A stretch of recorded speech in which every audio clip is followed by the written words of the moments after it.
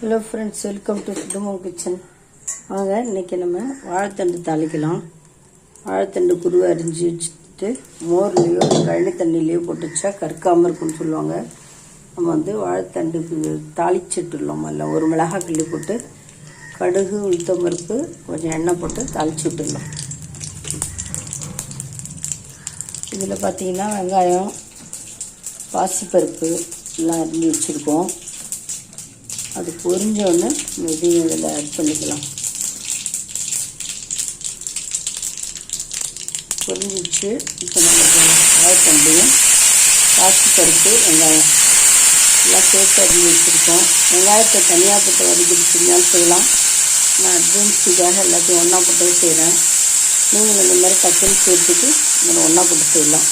பாசிப்பருப்பு கொஞ்சம் ஊற வச்சு போட்டாலும் போட்டலாம். இந்த வேகும் போதும் அது வெந்து போயிடும்.